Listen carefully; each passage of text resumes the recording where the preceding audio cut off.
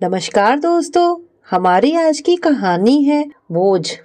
रसोई में खटपट की आवाज सुनकर ममता की नींद खुल गई। घड़ी देखा तो सुबह के 6 बज रहे थे। उसने बिस्तर से उठने की कोशिश की पर उठ ना पाई। विवेक ने आंखें मूंदे ही कहा, कहाँ जा रही हो?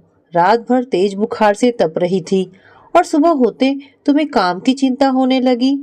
ममता ने धीरे से जवाब दिया, माँ जी अकेले नाश्ता बना रही होंगी, उनसे इस उम्र में अब काम कहाँ होता है। विवेक ने झुंझलाकर कहा, तो तुम जान दे दो बस। अरे ठीक है, थोड़ा आराम कर लो फिर कर लेना। ममता भी जानती थी कि चाह कर भी वो आज बिस्तर से उठ ना पाएगी। पिछले 3 दिनों से उसे दस्त और बुखार लग रहा था, पर कल रात तो जैसे एक एक पल गिनते बीता।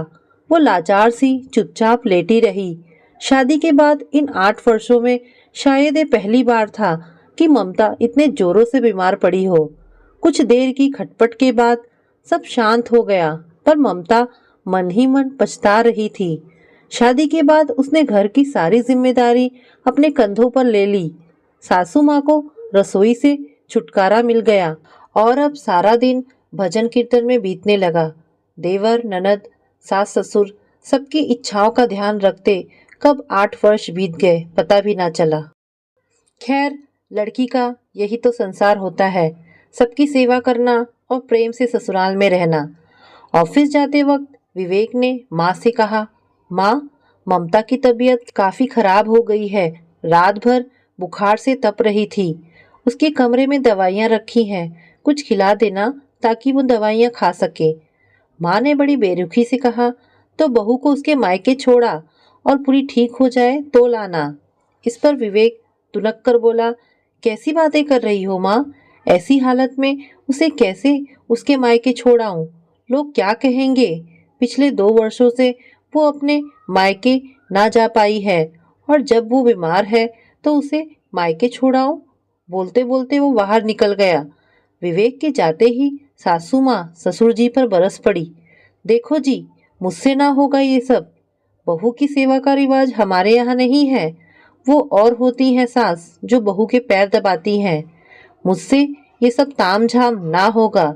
ससुर जी सिर झुकाए सुनते रहे सब।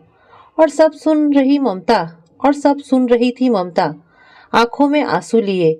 इन 8 वर्षों में अपने कर्तव्य बड़ी निष्ठा से निभाती रही वो। एक दिन की छुट्टी भी ना ली। मुश्किल से 2 बार अपने मायके जा पाई थी और तीसरी बार तो स्टेशन से लौट आई थी क्योंकि उसकी बड़ी ननद अचानक से आ गई थी। और आज एक दिन जब वो इतनी बीमार है तो बोझ बन गई है अपने ही घर पर। अपना घर, क्या ये सच में ये उसका अपना घर था? बचपन से ही लड़कियों को सिखाया जाता है कि ससुराल ही उनका अपना घर है। पिता के यहाँ तो वो पराया धन है और ससुराल में वो पराये घर से आई समझी जाती है। पूरी उम्र खुद को साबित करते बीत जाता है। तो लड़की का वास्तविक घर कौन सा है? उसकी जन्मभूमि या कर्मभूमि? शायद इसका उत्तर आज तक नहीं मिला। तो दोस्तों, ये कहानी आपको कैसी लगी मुझे कमेंट करके अवश्य बताएं।